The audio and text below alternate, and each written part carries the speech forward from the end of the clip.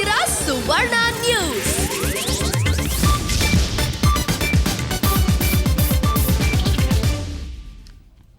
ನಮಸ್ಕಾರ, ಸುವರ್ಣ ನ್ಯೂಸ್ಗೆ ಸ್ವಾಗತ. ನಾನು ಸೌಮ್ಯ. ಈಗ ಹೆಡ್ಲೈನ್ಸ್. ಛತ್ತೀಸ್ಗಢದಲ್ಲಿ ಕೆಂಪು ಉಗ್ರರ ರುದ್ರ ನರ್ತನ. ಅಪಹೃತರನ್ನು ಕೊಂದು ಹಾಕಿದ ನಕ್ಸಲರು. ಮೃತರ ಸಂಖ್ಯೆ 27ಕ್ಕೆ ಏರಿಕೆ. ನೊಂದ ಕುಟುಂಬಗಳಿಗೆ ಸೋನಿಯಾ, ಪಿಎಂ ಸಾಂತ್ವನ.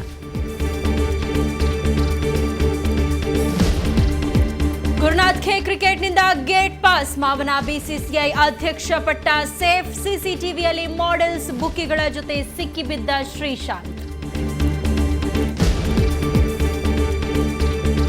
ಸಂಡೇನು ಅಧಿಕಾರಿಗಳಿಗೆ ಮಂಡೆ ಬಿಸಿ. ಮೀಟಿಂಗ್ ಮೇಲೆ ಮೀಟಿಂಗ್ನಲ್ಲಿ ಅಂಬಿ, ಜಾರಕಿಹೊಳಿ ಫುಲ್ ಬಿಸಿ. ವಿಷ್ಣು ಸ್ಮಾರಕ ನಿರ್ಮಾಣದ ಬಗ್ಗೆ ರೆಬಲ್ ಸ್ಟಾರ್ ಗ್ಯಾರಂಟಿ. ನೀರಿನ ಹೊಂಡಕ್ಕೆ ಬಿದ್ದು ಒಂಟಿ ಸಲಗದ ಪರದಾಟ. ಬಾವಿಯಲ್ಲಿ ಜಾಂಬವಂತನ ಜಂಜಾಟ. ಗ್ರಾಮಸ್ಥರ ಕೈಗೆ ಸಿಲುಕಿ ಮೊಸಳೆ ನರಳಾಟ.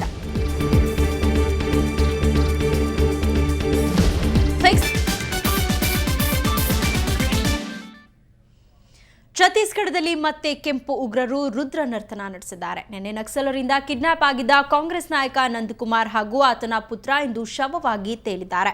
ಇದರೊಂದಿಗೆ ನಕ್ಸಲ್ ದಾಳಿಗೆ ಬಲಿಯಾದವರ ಸಂಖ್ಯೆ 27ಕ್ಕೇರಿದೆ. ಮತ್ತೊಂದೆಡೆ ದಾಳಿಯಲ್ಲಿ ಗಾಯಗೊಂಡ ಮಾಜಿ ಸಚಿವ ವಿಸಿ ಶುಕ್ಲಾ ಆರೋಗ್ಯ ಸ್ಥಿತಿ ಬಿಗಡಾಯಿಸಿದೆ. ಛತ್ತೀಸ್ಗಢದಲ್ಲಿ ಮತ್ತೆ ಕೆಂಪು ಉಗ್ರರ ನರ್ತನ. ಅಪಹೃತ ನಂದಕುಮಾರ್ ಪುತ್ರನ ಬರ್ಬರ ಹತ್ಯೆ. ಕೈ ನಾಯಕರು ಸೇರಿ ಒಟ್ಟು 27 ಮಂದಿ ಮರ್ಡರ್. ಈಶಾನ್ಯ ರಾಜ್ಯ ಛತ್ತೀಸ್ಗಢದಲ್ಲಿ ಮತ್ತೆ ನಕ್ಸಲರು ರಕ್ತದೋಕುಳಿ ಹರಿಸಿದ್ದಾರೆ. ಕಾಂಗ್ರೆಸ್ ನಾಯಕರನ್ನೇ ಟಾರ್ಗೆಟ್ ಮಾಡಿ ನಿನ್ನೆ ದಾಳಿ ನಡೆಸಿದ್ದ ಕೆಂಪು ಉಗ್ರರು ಅಪಹೃತರನ್ನ ಬರ್ಬರವಾಗಿ ಕೊಲೆಗೈದಿದ್ದಾರೆ.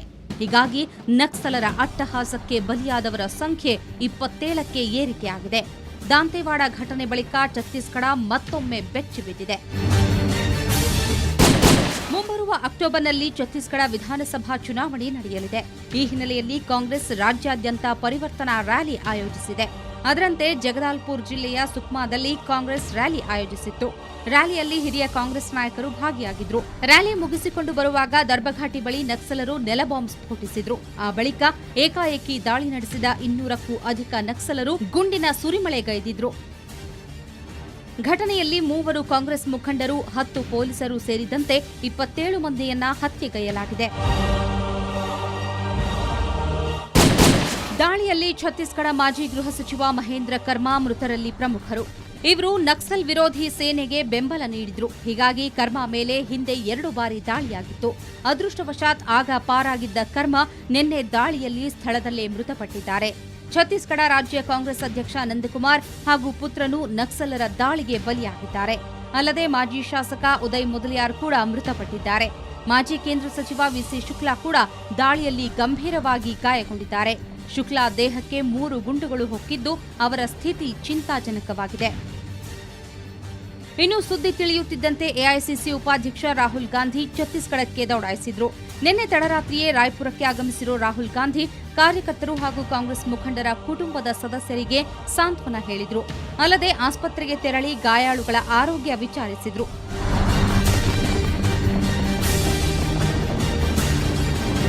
ಕಾಂಗ್ರೆಸ್ ಅಧಿನಾಯಕಿ ಸೋನಿಯಾ ಗಾಂಧಿ ಹಾಗೂ ಪ್ರಧಾನಿ ಮನಮೋಹನ್ ಸಿಂಗ್ ಕೂಡ ಛತ್ತೀಸ್ಗಢಕ್ಕೆ ಭೇಟಿ ನೀಡಿದ್ರು. ಈ ಘಟನೆ ಪ್ರಜಾಪ್ರಭುತ್ವದ ಮೇಲೆ ನಡೆದ ದಾಳಿಯಾಗಿದ್ದು ಇಡೀ ದೇಶವೇ ದಾಳಿಯನ್ನ ಖಂಡಿಸಬೇಕು ಅಂತ ಸೋನಿಯಾ ಹೇಳಿದ್ರು. ಸೋನಿಯಾ ಹಾಗೂ ಪಿಎಂ ಭೇಟಿ ವೇಳೆ ರಾಯ್ಪುರದಲ್ಲಿ ಭಾರೀ ಬಿಗಿ ಭದ್ರತೆ ಕೈಗೊಳ್ಳಲಾಗಿತ್ತು. ಸದ್ಯ ಅರಣ್ಯದಲ್ಲಿ ಕೂಂಬಿಂಗ್ಗಾಗಿ ಕೇಂದ್ರ ಸರ್ಕಾರ ಹೆಚ್ಚುವರಿ ಅರೆಸೇನಾ ಪಡೆ ರವಾನಿಸಿದೆ. ಘಟನಾ ಸ್ಥಳದಲ್ಲಿ 600ಕ್ಕೂ ಹೆಚ್ಚು ಸಿಆರ್ಪಿಎಫ್ ಸಿಬ್ಬಂದಿ ಬೀಡು ಬಿಟ್ಟಿದೆ. ರಾಯ್ಪುರ ಸೇರಿದಂತೆ ಪ್ರಮುಖ ಜಿಲ್ಲೆಗಳಲ್ಲಿ ಹೈ ಅಲರ್ಟ್ ಘೋಷಿಸಲಾಗಿದೆ. ಒಟ್ಟಾರೆ ಚುನಾವಣೆ ಹತ್ತಿರ ಬರ್ತಿದ್ದಂತೆ ಛತ್ತೀಸ್ಗಢದಲ್ಲಿ ನಕ್ಸಲರು ರಕ್ಕಸ ಕೃತ್ಯ ಎಸಗಿದ್ದಾರೆ. ಬ್ಯೂರೋ ರಿಪೋರ್ಟ್, ಸುವರ್ಣ ನ್ಯೂಸ್.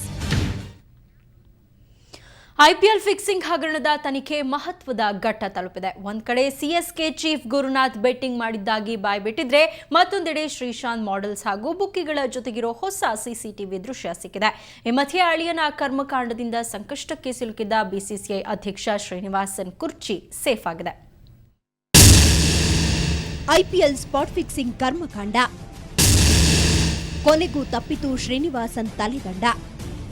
ಕಳೆದ 10 ದಿನಗಳಿಂದ ಬಿಸಿಸಿಐನ ಮಾನ ಕಳೆದಿದ್ದ ಸ್ಪಾಟ್ ಫಿಕ್ಸಿಂಗ್ ಪ್ರಕರಣ ಕೊನೆಗೂ ಒಂದು ಹಂತಕ್ಕೆ ತಲುಪಿದೆ. ಅಳಿಯ ಗುರುನಾಥ್ ಮೇಯಪ್ಪನ್ ಮಾಡಿದ ಕರ್ಮಕಾಂಡಕ್ಕೆ ಅಧ್ಯಕ್ಷ ಸ್ಥಾನ ಕಳೆದುಕೊಳ್ಳುವ ಭೀತಿಯಲ್ಲಿದ್ದ ಶ್ರೀನಿವಾಸನ್ ಕೊನೆಗೂ ತಮ್ಮ ಸ್ಥಾನ ಉಳಿಸಿಕೊಂಡಿದ್ದಾರೆ.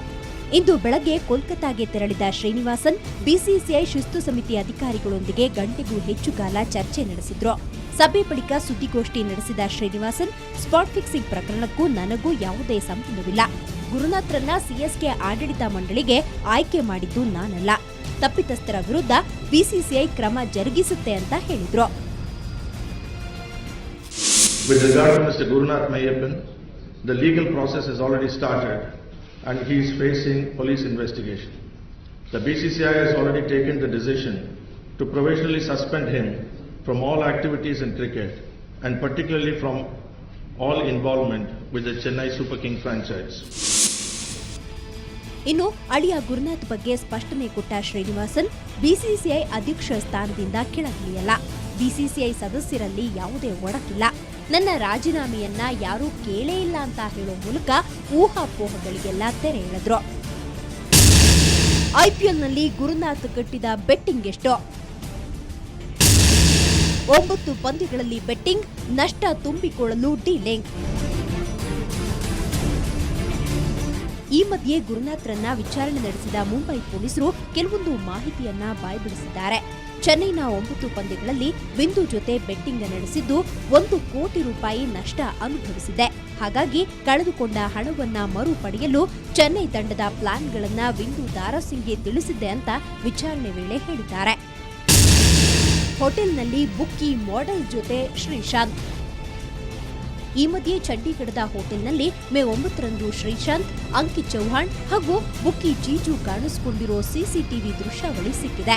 ಇದರಲ್ಲಿ ಹುಡುಗಿಯರು ಹಾಗೂ ಬುಕ್ಕಿ ಜೊತೆ ಶ್ರೀಶಾಂತ್ ಸ್ಪಷ್ಟವಾಗಿ ಕಾಣಿಸಿಕೊಂಡಿದ್ದು, ಪೊಲೀಸರು ತನಿಖೆಗಾಗಿ ಈ ವಿಡಿಯೋ ಪಡೆದುಕೊಂಡಿದ್ದಾರೆ. ಇದರೊಂದಿಗೆ ಶ್ರೀಶಾಂತ್, ಅಂಕಿತ್ ಹಾಗೂ ಚಂಡೀಲಾ ಕೊರಳಿಗೆ ಸುತ್ತಿಕೊಂಡಿರುವ ಆರೋಪದ ಕುಣಿಕೆ ಬಿಗಿಯಾಗಿದೆ. ಇತ್ತ ಗುರುನಾಥ್ ತಪ್ಪೊಪ್ಪಿಕೊಂಡಿದ್ದರಿಂದ ಮಾವ ಹಾಗೂ ಬಿಸಿಸಿಐ ಅಧ್ಯಕ್ಷ ಶ್ರೀನಿವಾಸನ್ ಕುರ್ಚಿ ಉಳಿದಿದೆ. ಮುಕುಂದ್, ಸ್ಪೋರ್ಟ್ಸ್ ಬ್ಯೂರೋ, ಸುವರ್ಣ ನ್ಯೂಸ್. ಈಗ ಒಂದು ಬ್ರೇಕ್ನ ನಂತರ ಸುವರ್ಣ ನ್ಯೂಸ್ ಮತ್ತೆ ಮುಂದುವರಿಯುತ್ತೆ.